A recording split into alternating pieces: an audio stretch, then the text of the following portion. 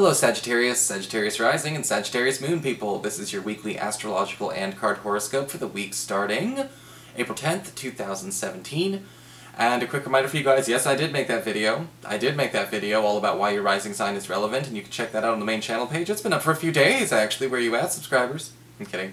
And if you ever want to get a session with me, you can always go to my website, integrativemysticism.com. It's on the main channel, like I said, the video's on the main channel page. There'll be even a reminder on this video.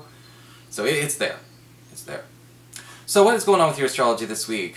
Well, Sagittarius, in the beginning of the week we've got a full moon in Libra in your 11th house of friendships and social networking, and it's forming a charming sextile to Saturn in your sign.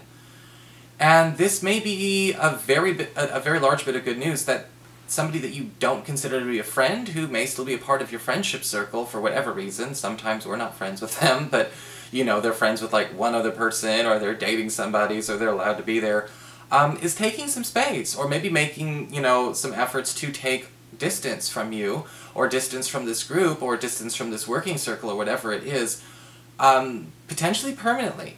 Potentially permanently. I don't want to say permanently because Saturn is technically retrograde, but it does look to me like we will be kind of getting this person out of our life, or at least having a way to, you know, kind of weave this person out of our life over the next 2 weeks. And this may be something that you could not be happier for. You know, sometimes it is just one person who kind of spoils the bunch.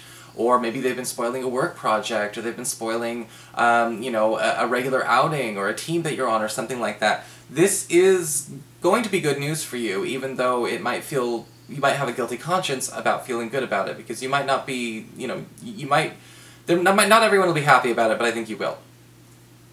Later on in the week, we've got the Sun conjunct Uranus in your 5th house of love, romance, and your relationships with your kids.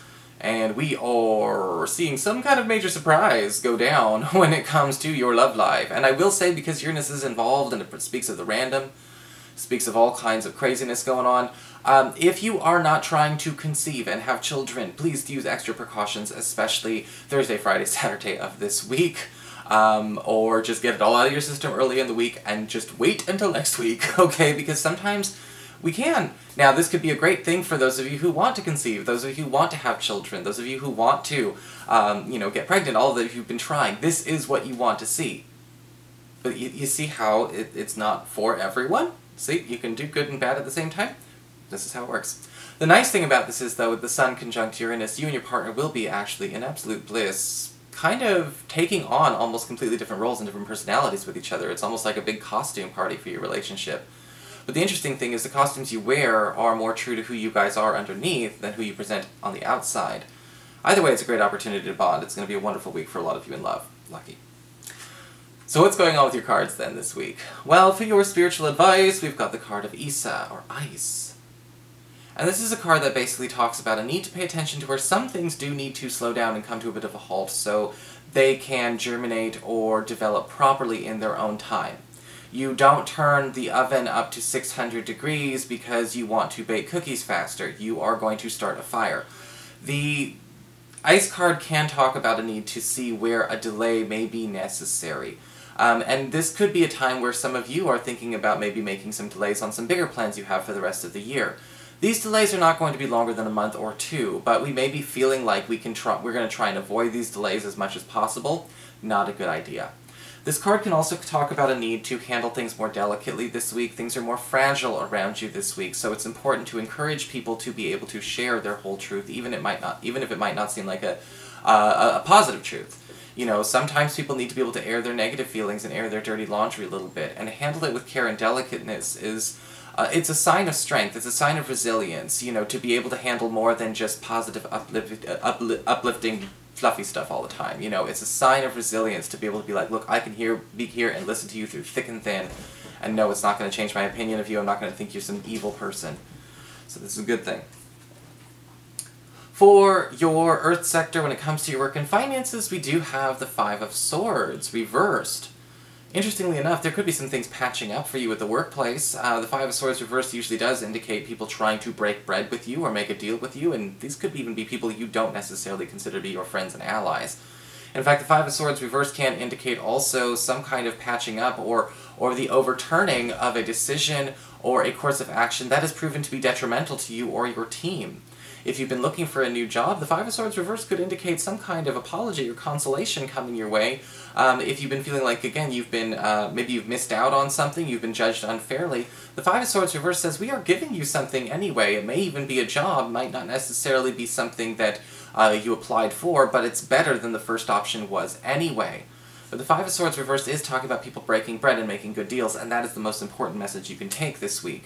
Because if you've been trying to get through a conflict or somebody you've been fighting with professionally or financially, people are finally ready to have a dialogue constructively. For your communications with air, when it comes to your friends, your relatives, the others in your life, we've got the Four of Cups reversed. And you're going to be getting a bit of a surprise from a friend or a relative this week about, again, some kind of major alteration they're making to their life. This is the kind of card when we see this, is this person just suddenly up and quitting their job, moving on to something else? Did they run off to Vegas to get married? Did they end up, there's something being uprooted about them, and it does affect you in a very interesting way. The Four of Cups reverse can indicate that they may be giving you something, or even granting you an opportunity, or going out and doing some kind of big errand for you you didn't expect. You may even feel taken aback by this good gesture, because you may not have come to expect this from somebody, but they're still in the euphoria of all the random crazy activity that they've been doing in their personal uprooting, that they can't help but be generous with everyone else too. For your challenge this week with fire, we do have the Lover's card reversed. Sagittarius, this is not a week to be trying to make promises you don't intend to keep. In fact, the Lover's card reversed can often indicate that people making commitments and promises under duress are, well, they're making a bad decision, to be frank. And I think that with this card, this could have to do with any relationship in your life. Remember, this is a general reading, so, But with the Lover's card reversed, it's also saying don't make promises you don't intend to keep.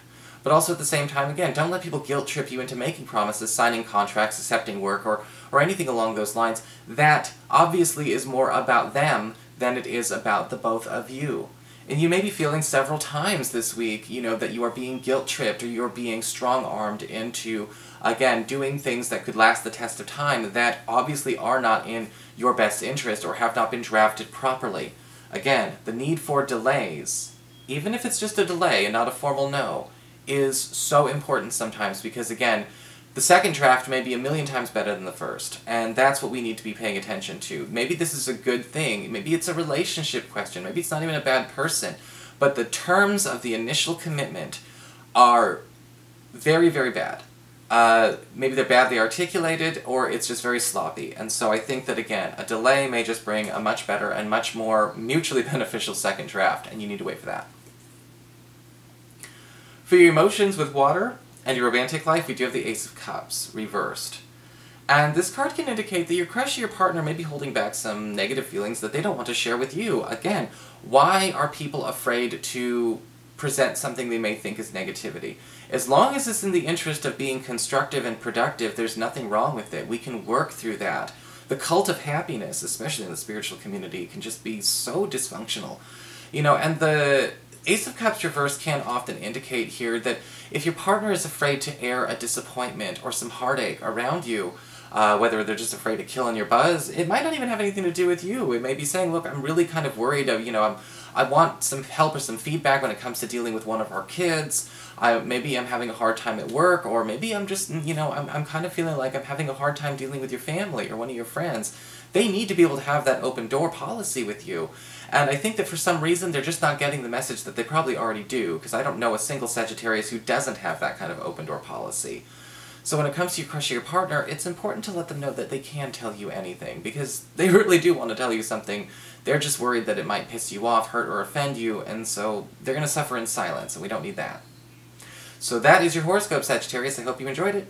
If you did, please like, share, and subscribe. I appreciate it. And of course, if you ever want to get a session, you can always follow the links below, or go to integrativemysticism.com.